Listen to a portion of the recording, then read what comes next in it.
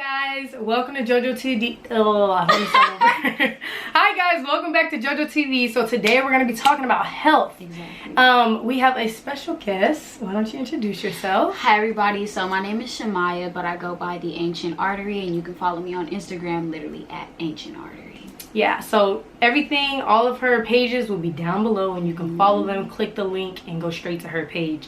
So we're going to hop right into the first question.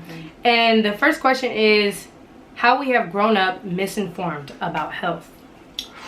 Okay, so I'll start. It is a really loaded question. And we won't even be able to get to everything in this video. So just follow us, I guess. Yeah, follow the pages. Keep up with us, you know?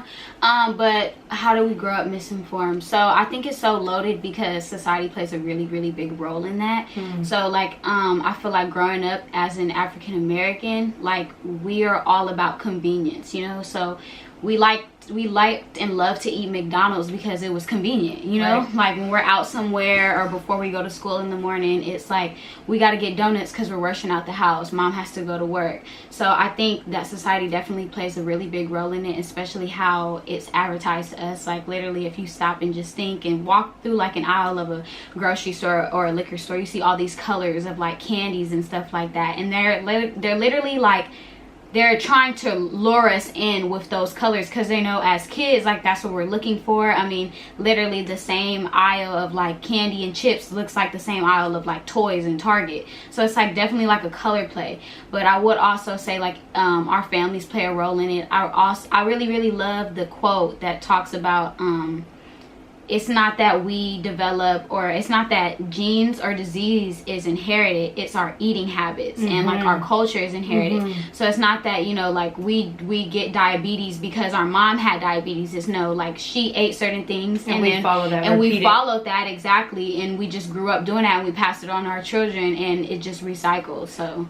yeah, that's perfect where she ended off at, because that hits exactly what I want to talk about. So I want to go all the way back to slavery. Definitely being black, slavery, we weren't offered the best food. A lot of times slaves had to sneak food. So what do you think they were sneaking? The best vegetables? No, they sneak whatever they can find. Exactly. So you grow up learning how to make things taste good. So all of our life we just made things taste good. That's what gumbo is. So literally what gumbo is. Look, that's what mac and cheese is. Gumbo is literally a pot of leftovers. Like bacon is pig scraps. That's what it started off as, pig scraps. And then you got turkey. You know, it gets fancier now, but it started off as pig scraps. We go all the way back till now, and we just kind of carry those same like recipes, and we change them slightly, but they're not always healthy. Exactly. So I don't, like we were talking before, like we want to say it's our parents' fault because they didn't educate us on it. However, they weren't educated either, so it's hard to blame anybody. So going all the way back to slavery, we have never been fed the right information on what to eat. They didn't care about slaves. They didn't care about their bodies, so they didn't care what they put in their body.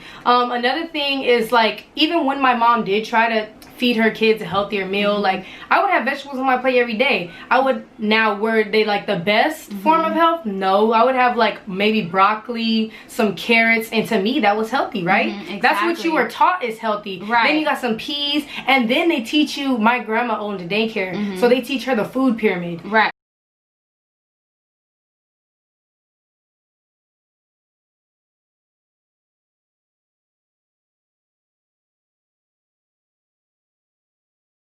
The food pyramid is not made for every type of person, every type of body. I don't even think it's made for anybody, but if you want to be real, it's definitely not made for brown people. And I know that for a fact. It's just not made for us. It doesn't.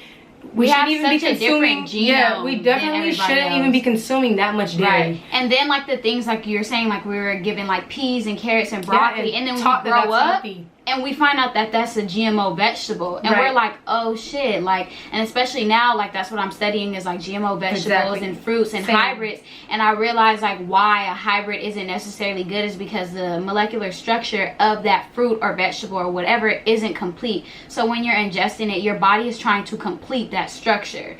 So that's what I'm learning. I'm definitely getting more into it, but yeah, like the stuff that we grew up on is like we think it's so healthy, and then you grow up and you're like, oh shit, iceberg lettuce is like water. Yeah, it's like, not like spinach or kale where you're actually consuming something from it. And then like she was saying, you know, they're making everything fake now. Even when it has a label organic, but then it's seedless watermelon, literally, seedless I don't understand oranges. how that works. Yeah. I don't. And then really I understand in my mind, I cannot put together how you're creating a fruit or vegetable without a seed. No, seriously. So where's it coming from? What chemicals are they putting in it? Exactly. How is my body supposed to react to that? Exactly. So I could go on all day. So let me go on to dairy real quick though. Oh God. Dairy comes from a cow, if you didn't know. Baby cows, the milk from a mother is made for her child. Right. The cow's milk is supposed to be for the baby calf. The calf has 4 stomachs.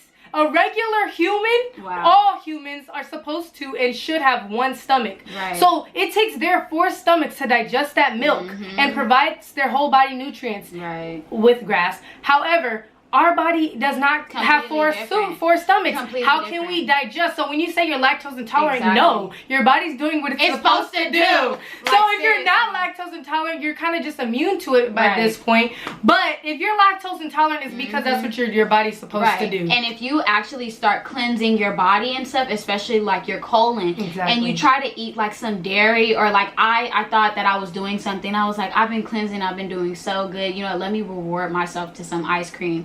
I had like this much ice cream. It wasn't even mine. I got sherbet. My boyfriend gave me the rest of his. I ate that ice cream. I was sick. I was like on the couch slumped. It took me like 2 days to like recover because I was so sick. Literally. It's not that we're lactose intolerant. Our bodies are just responding. It cannot digest it. When I said I hated milk, I can never drink milk. I would even put milk in my cereal. I would put this much milk and this much sugar as a kid. I would put the milk and my stomach would hurt immediately. Like you would think something was wrong with me. But I was addicted to ice cream. I can have ice cream because they put so much sugar in it. And so I was addicted to ice cream. I still love ice cream. I'm not gonna have it no more. If y'all want ice cream though, there's a brand called Nadamu and it's made out of coconut milk and it's so good. Like if I want to cheat, I'll eat it. Oh, it's at like Sprouts. And like my favorite one is like the vanilla one, and they also have like a strawberry cheesecake one. It's like really good for like a cheat day. Like, but I even like, it's funny that you were talking about like our stomachs, because I was literally just looking at a post that was talking about our acid in our stomachs. Like we have different acid. So like everyone, you know, we can't necessarily break down things that like an other animal would. And look at the size of our teeth. Like we have different teeth. Like you look at like lions and tigers and bears, and they have these big ass canines. Like the misconception is, I want to get onto that. Well, I don't know if we should say this to the end. I'm gonna just do it real quick right now because it's a big one. Right. The misconception that meat holds the most protein. For the body. Let me tell you. I don't even. We can go real quick. I'm gonna try to make it as short as possible.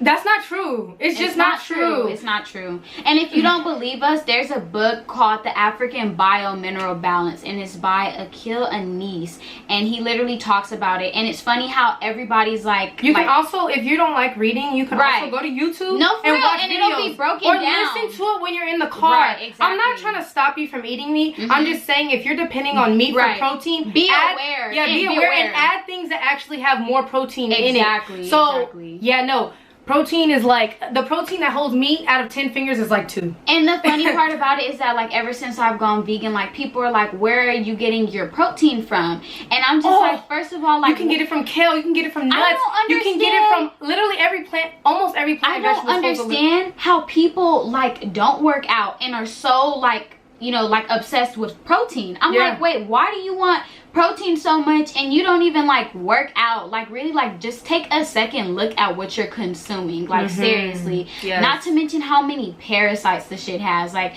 yo, wait, let's talk about whey protein for a minute. So everybody's, you know, if you're trying to look bulk, I get it, I guess. But it's also not the best protein for you. If it says whey in front of it, honey, go back to the ingredients. And if there's a word in there that you can't pronounce, that's literally how I shop now. Like if you want to just keep it simple, like when I turn something around and it just has words that I can't pronounce, I put it back because I'm like, I don't know what this is. I'm not about to sit up in the store and Google what it is. Like really, like that's why I like being an alkaline vegan, because it's really, really easy, because you're just eating the foods that are on the alkaline pH scale. So it's like you don't have to worry about like extra stuff. Now where it gets tricky is like trying to cook, and I make trying to buy the right things, because remember I bought those crackers and you told me it has like flour in it. Yeah, she was like so excited because she bought these crackers, and I was like, you know what, for somebody who's transitioning, that's not a bad transition, you know. But I was just like, as I'm learning all this stuff and I was looking through the ingredients, and I was like, oh, like that's hybrid, you know. But definitely like hybrids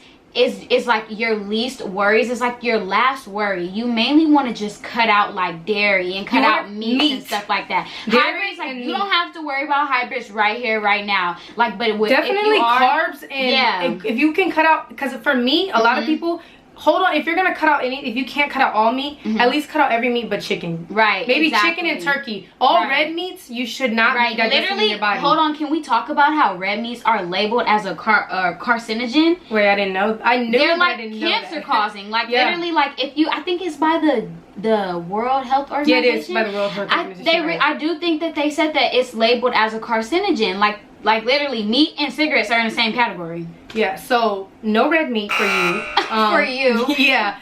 It's all about compromise. Yeah. It's like, you know, try to cut these things out. You don't have to become an alkaline vegan. What we're promoting is healthier eating habits. So that means whatever you're eating now and you cannot give it up, at least add good things to your body so it can help your body digest whatever you are eating. Exactly, because meat has no fiber. It has no fiber. It's more so doing bad than good. So if you are eating some meat, you know, find something with some fiber. Find some fiber fruits to help you digest that, you know? Like, bro, like it's possible. Like, you don't have to stop eating what's bad. You just have to start eating more of what's good.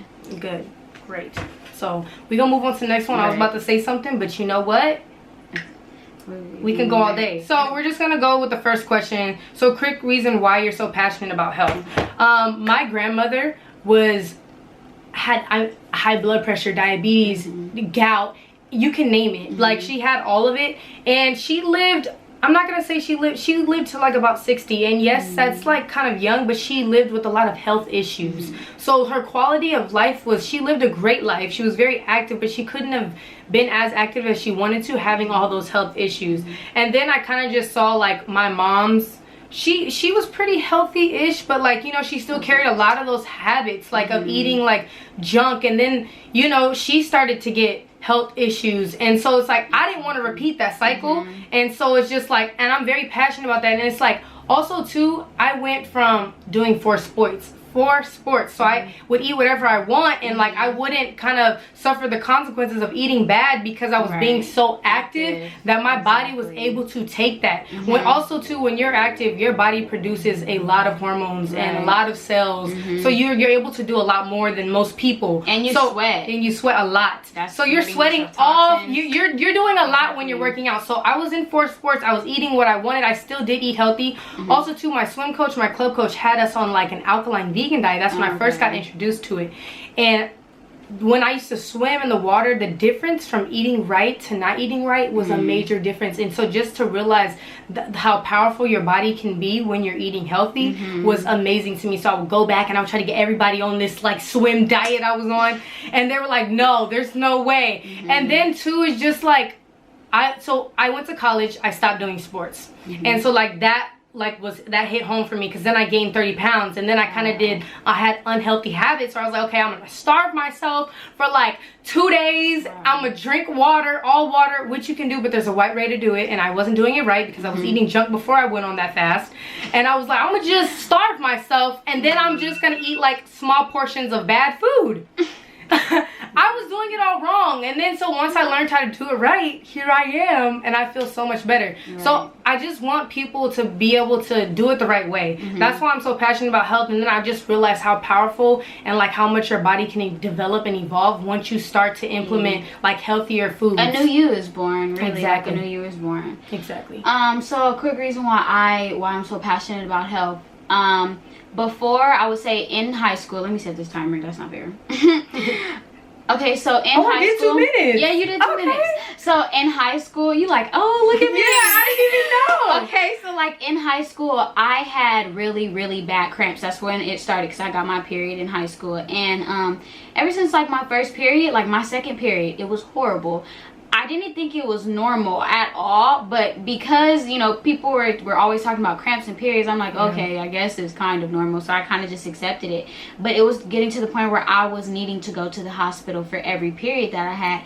And my mom was just like, what the hell? And I was just like, what the hell? So the doctor, I kept going to the hospital. They're like, here's birth control. I was really against it at first, but my mom was like, Shamaya, you know, like, it's getting to where I was on birth control in high school, but going to college, my mom was like, it's really important for you to be on it now, because I'm like, how far? She's probably like 30 minutes away when I was at UCLA. So she's like, I can't be busing missions to take you to the hospital, like, because I'm really, really dependent when I'm like that. I was just in the hospital with really horrible cramps, and they diagnosed me with dysmenorrhea. So it's just like really, really severe and intense cramps.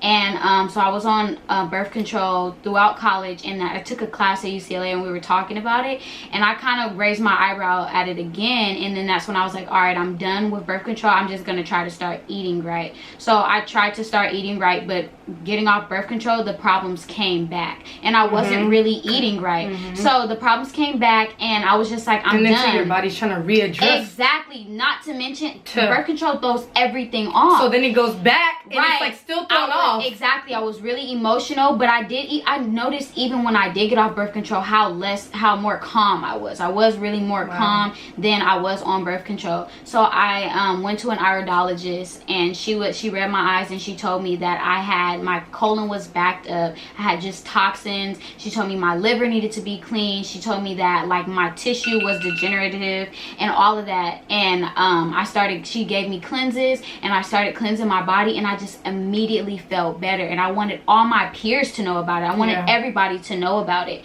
So instead, so that's when I realized, like, you know what, you know, I have to, it's clear to me that my story is the experience that needs to be told to people, to inspire people to do, you know, to pay more attention to their health. So my background and me being in hospital is really, really why I'm like passionate about health and what I'm doing now. And I'm glad you shared your story. And I remember watching your story when you first released it on Instagram, and I was just like, wow, this is like a really amazing thing. And the fact that you, like, it pulled you away from school. It did. You know, like, most people would be like, oh my god, a failure. Like, no, like, look at this woman. Like, she's so powerful, and she's trying to do so much for her community, and I applaud you for that. Thank you. So I just have to tell you that, that's a move. And then also, my friend in high school, like, she used to have really bad period cramps, and I used to think, like, what the heck? Why is she have, but she would miss school for like the whole week of her period. She would miss school. That's how bad her cramps were. So there's so many girls that have bad cramps, and they probably don't even know, like, they probably just think like, oh, it's my body. Like, no, it's probably what you're eating. It is what you're eating. Like,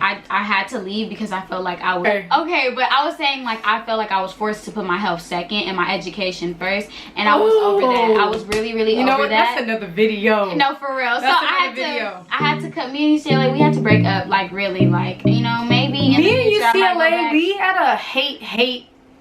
You said hate, not even love hate. Yeah, it's a hate, but I gotta do it, relationship. No, for real. It's one of those, like, once I finish, y'all see me flourish. But right now, UCLA is like strangling me. Yeah. So the next question is how we used to eat to now. Okay.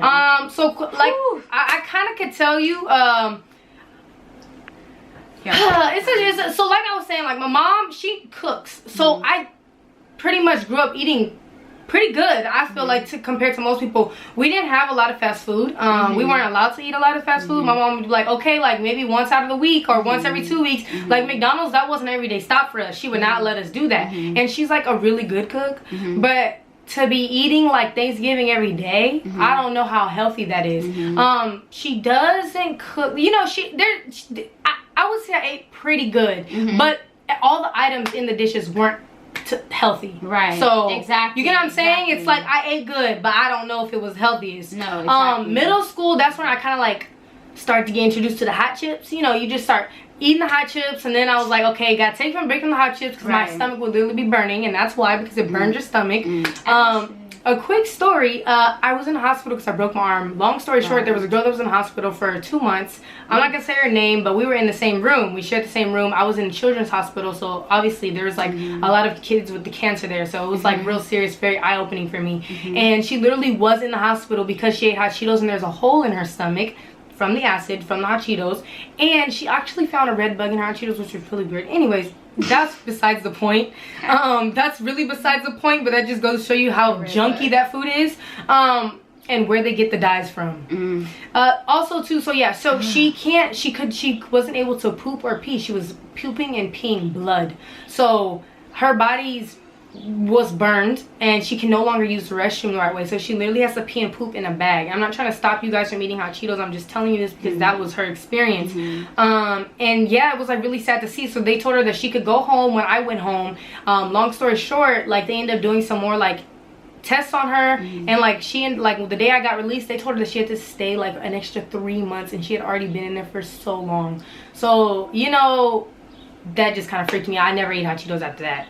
And then, you know, college, everything's fast. You gotta move fast. You gotta grab what you can grab. And now you see, like we have these cards, and at the dining hall they promote healthy food. None of it's all crap, you know. Everything's fat. Like you can eat, I guess, kind of healthy, but when you're trying to eat fast, they cook these meals, they cook pizzas, they cook burritos, they got hot dogs, everything you could think of, they have it. So like I was just eating whatever they serve. So that's how I gained 30 pounds, and that's how I started to feel like. I also noticed that I got depression while I was eating that way.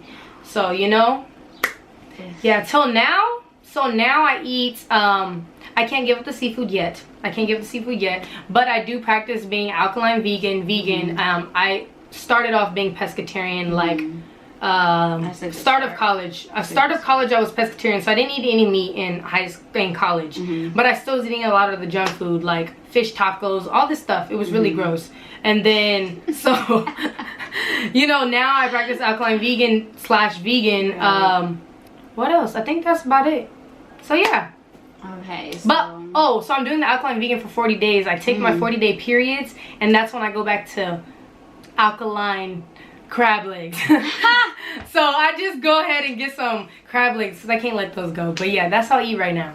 Okay, so how I used to eat, I would more so snack than eat. Like, and I grew up doing the same thing. Like I resonate with what you said about your mom. Like my mom cooked for me, you know, and we always had like home cooked meals. We would rarely have fast food. But now that I'm growing up, I'm like, damn, those home cooked meals weren't really not necessarily healthy. But I would snack more than I ate. So I would get like chips, I would get like cookies and stuff, and I wouldn't be hungry because I was snacking so much when I felt a little hungry that I wouldn't really need like a full-blown meal. And that kind of continued throughout high school and to college. And I was playing sports in high school, so it was like I wasn't even getting that nutrition. But I think working out was keeping me somewhat sane, really. But in college, I think that's where it really started to go downhill, because like you said, it's about like what you can get throughout college, and I was just getting more so of what I could get instead of like really what I needed. Like you would have like maybe an hour or maybe anywhere from like a 30-minute to like a 2-hour break in between classes, but but you're not counting walking up the hill, walking back down the hill. If you would walk up and down the hill. So anytime you went down the hill, it was just like, I'm about to get some food and go to my room. Not to mention, like on the hill, that's where we get to eat and we can use our broom carts. If you wanted food, like where our classes were, you would have to pay. So it's like some days, right, it's like some days you're like, I don't really feel like paying, and then you're like, okay, well let me just go back up and like get some food. But by then that's like 45 minutes, so that's fast-paced food. Exactly. That's so when you start really getting the fast food. Exactly. So like it was just, I was getting what I could get, and I feel like that's where my like my health started really to decline, because I was I was eating noodles 30 pounds every night. I was eating noodles 30 nights. Oh my god. Basically 30 nights. Damn near. 30 nights. Damn near. No, you're not joking. 30 nights. Real. I didn't eat the noodles, but shoot, the burritos and the fish tacos was doing it for you. The pizzas, all of it. The Alfredo pizza, y'all. I was eating Alfredo pizza. What was the little things from Cafe 1919? The waffles? Oh no, the cow. Is it called a Calhoun? Oh, it's like the potatoes, the egg. No, girl, that big ass sandwich. Oh, the big ones. Yeah, like the cheesy ass sandwich. And I used to love those. Those like, sandwiches are huge. They're huge. Oh, I would get this one. It's like a barbecue something. They had everything. It was good. They had everything. And like I gained them. I've always weighed like over a little bit over 100, a little bit under. Like I'm really tiny. I gained the most in college. Because I was eating so bad. And it's like you're not really realizing, like I'm eating all this shit, but am I like getting rid of it too? No. Like, no. You're holding on to it, boo. It's like not going. You're holding on to it. And there. that's why I was so confused. Cause I'm like, oh, it'll go away. No, it won't go away. I'm helping you out now. It don't go away. Yeah. I kept telling myself it's gonna go away. I'm gonna go to the gym. I would still go to the gym and I would still be a little thicky. Like, I'm like, what? You really have to, like, it's literally just sitting in your colon. Like, I swear, like, y'all, it does. If you're not cleansing your colon, it's gonna sit there for until your body can find a way to get rid of it. I just made a video on this. Like, once it sits there, it ferments and it becomes food for parasites, and it hardens. It gets hard. And like that's why the cleanse that like I just gave Jordan, like it flushes you out seriously, like liquid waste and all of that. It's like perfect, and your metabolism A1 after that. It's and I was telling her too. So me and my mom were on this SOT, and it's plant-based, and so like, because my colon wasn't clean, I would take the SOT for the first 2 weeks and my stomach was hurting, but that's because it's literally breaking down everything that's stuck to the walls in your colon. Wow. And the 3rd week, I'm pooping every day now. You're paleo, keto, Atkins, vegetarian, pescatarian, or on Weight Watchers, before you can absorb all the nutrients in your food and start losing weight, you need to cleanse your body of all toxins so you can have a fresh start on your new life. With our flagship product, ISOT, you will get that gentle detox that you need for a new start. ISOT carries out the unwanted germs and toxins from your body while cleansing and cleaning out your gut. And we have 2 easy methods for taking the product. You can steep it with our original #1 direct selling global product, or shake it when you're on the go with ISO Instant Tea. What makes ISOT so impactful for so many people is the ingredients. It contains persimmon leaves that assist in removing fat from the body, malva leaves, which are rich in anti-inflammatory properties, ginger, which is widely known for relieving indigestion, and so much more. You see, it all starts in your gut. The way it works is basically like renovating your house. In order to start fresh, you have to gut it out. You see what we did there? And prepare it for that new decor and furniture to make it into something you'll truly love. This is just like how the ISOT cleans out your system before your body can fully absorb the nutrients of your food.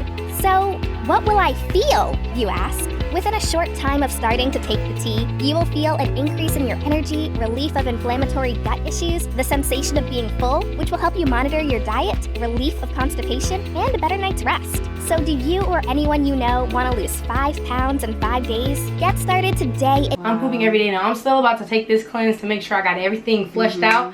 But obviously, I'm going to wait another week. But yeah, I'm going to take this cleanse and...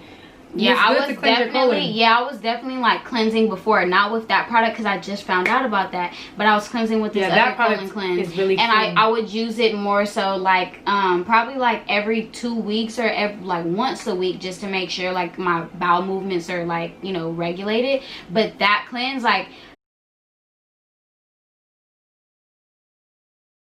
that's a great ass cleanse, like really, like oh my god, like it's really good. A lot of people just say they get so much energy from it, like it's well, just also amazing. Too is because it's a juice. Anything that's natural, you want to take things that are natural. It's like if you don't know what's pure in herbs. The cleanse, don't really take it. Don't take it. That's pure herbs, like literally like contribo, like roots, like herbs, like actually, and it's liquid, like she said, so it moves through your body quicker and faster. Yeah, I've talked to y'all about the cleanse. Y'all know the ingredients on the back, so y'all gotta go to our pages. We'll have the links. I'll make sure I add the pictures in there so y'all can see what the products look like. But make sure you click to the links down low so you can get your colon cleansed out, boo.